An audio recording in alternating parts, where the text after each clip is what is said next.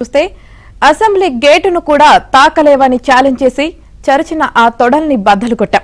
అసెంబ్లీలో 21 మంది ఎమ్మెల్యేలు, పార్లమెంట్లో 2 ఎంపీలతో అడుగుపెట్టాం. దేశమంతా తలతిప్పి తిరిగి చూసేలా 100% స్ట్రైక్ రేట్తో ఘన విజయం సాధించాం. ఎన్డీఏ ప్రభుత్వాన్ని నిలబెట్టాం. ఈ రోజు జయకేతనం ఎగరవేస్తున్నాం. జయకేతనం సభలో పవన్ ప్రసంగించారు. తొలుత తమిళంలో ప్రసంగం మొదలుపెట్టారు. రాజకీయ వైరుధ్యాలు, భాషా యుద్ధాలు, జనసేన విజయాలు పలు అంశాలను స్పృశించారు.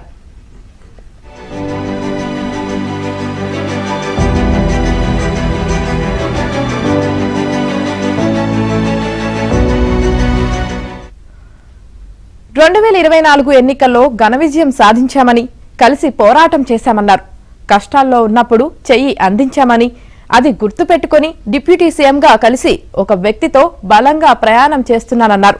సుదీర్ఘ రాజకీయ అనుభవం ఉన్న రాజకీయ నాయకుడు, హైటెక్ సిటీకి రూపకల్పన చేసిన దార్శనికుడు, క్లేమోర్ మైన్స్ తో పేల్చేస్తే తర్వాతి రోజు చొక్కా దులుపుకొని వచ్చి డ్యూటీలో చేరిన బలమైన నాయకుడు సీఎం చంద్రబాబు అని పవన్ కొనియాడారు.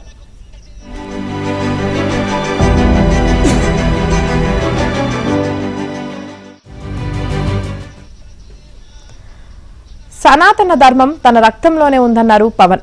14 ఏళ్ల నుంచి దీక్షలు చేస్తున్నానని, సనాతన ధర్మంపై సర్టిఫికేట్లు ఇవ్వాల్సిన అవసరం లేదన్నారు.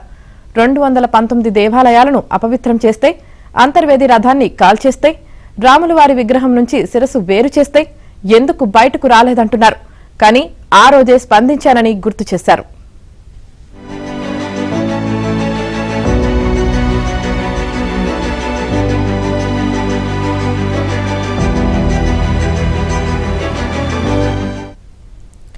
ప్రస్తుతం భాషా సంస్కృతిని తిడుతున్నారు, హిందీని రుద్దుతున్నారంటూ హడావుడి చేస్తున్నారు.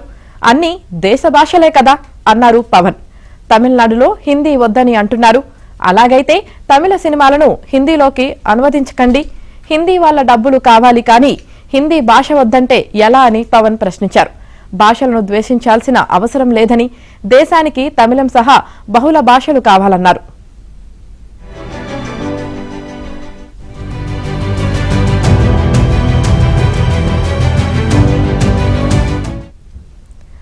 నార్త్ సౌత్ విభజన్, కుల గణన, డీలిమిటేషన్, త్రిభాషా ఫార్ములా గురించి చాలా మంది మాట్లాడుతున్నారు.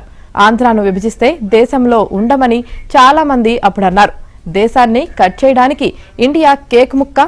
ఇండియా అంటే ఉత్తర భారతదేశం హిమాలయాల్లో పరమశివుడున్న కైలాసం దగ్గర నుంచి దక్షిణ భారతంలో మురుగన్ నివాసం వరకు దేశాన్ని విడగొట్టే ధైర్యం, సాహసం ఎవరికైనా ఉందని తాను అనుకోనని, రాజకీయ వైరుధ్యాలతో దేశాన్ని ముక్కలు చేయవద్దన్నారు. డీలిమిటేషన్పై చర్చ జరగాలన్నారు.